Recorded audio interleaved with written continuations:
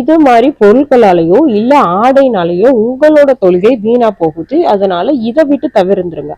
நபி ஸல்லல்லாஹு அலைஹி வஸல்லம் அவங்களுக்கு அன்பளிப்பா ஒரு கிராண்டான கம்பளி ஆடை கொடுக்கப்பட்டது. அதை அணிஞ்சுக்கிட்டு அவங்க தொழுதுகிட்டு இருக்கும்போது தொழுது முடித்த கையோட அதை யாரு கொடுத்தாங்களோ அவங்கள்ட்ட கொடுத்து விட்டுட்டு ஒரு சாதாரண ஆடையை வாங்கி என்கிட்ட கொடுங்க அவங்கள்ட்ட இருந்து அப்படின்னு சொன்னாங்க.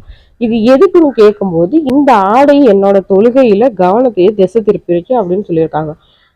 ஆள் பாதி ஆடை பாதி அப்படின்னு சொல்றது உண்டு. ஆடை எவ்வளவு கிராண்டா இருக்குது, எவ்வளவு அழகா இருக்குது அப்படின்னு நம்ம பார்த்து பார்த்து வாங்கி போடுறோம். ஆனா அது நம்மளோட தொழுகையை வீணாக்குதுன்னா அப்பேற்பட்ட ஆடையை தொழுகையில நம்ம தவிர்த்திருக்கிறது நல்லது.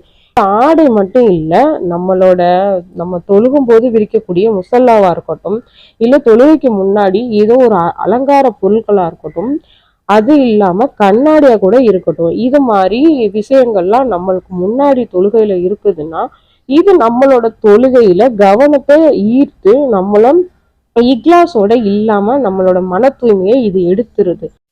அதனால இது மாதிரி விஷயங்களை விட்டு நம்ம தவிர்ந்து இருக்கிறது ரொம்பவும் நல்லது. இது மாதிரி பொருட்களாலேயோ இல்ல ஆடைனாலேயோ உங்களோட தொழுகை வீணா போகுது. அதனால இதை விட்டு தவிர்ந்துருங்க. நபி ஸல்லல்லாஹு அலைஹி வஸல்லம் அவங்களுக்கு அன்பளிப்பா ஒரு கிராண்டான கம்பளி ஆடை கொடுக்கப்பட்டது. அதை அணிஞ்சுக்கிட்டு அவங்க தொழுதுகிட்டு இருக்கும்போது தொழுது முடித்த கையோட அதை யாரு கொடுத்தாங்களோ அவங்கள்ட்ட கொடுத்து விட்டுட்டு ஒரு சாதாரண ஆடையை வாங்கி என்கிட்ட கொடுங்க அவங்கள்ட்ட இருந்து அப்படின்னு சொன்னாங்க. இது எதுக்குன்னு கேட்கும்போது இந்த ஆடை என்னோட தொழுகையில கவனத்தையே திசை திருப்பிருச்சு அப்படின்னு சொல்லியிருக்காங்க. ஆள் பாதி ஆடை பாதி அப்படின்னு சொல்றது உண்டு. ஆடை எவ்வளவு கிராண்டா இருக்குது, எவ்வளவு அழகா இருக்குது அப்படின்னு நம்ம பார்த்து பார்த்து வாங்கி போடுறோம். ஆனா அது நம்மளோட தொழுகையை வீணாக்குதுன்னா அப்பேற்பட்ட ஆடையை தொழுகையில நம்ம தவிர்த்திருக்கிறது நல்லது.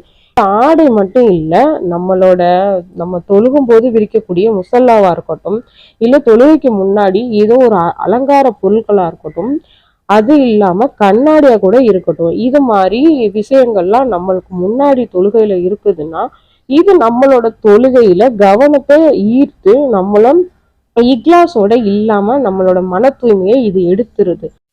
அதனால இது மாதிரி விஷயங்களை விட்டு நம்ம தவிர்ந்து இருக்கிறது ரொம்பவும் நல்லது.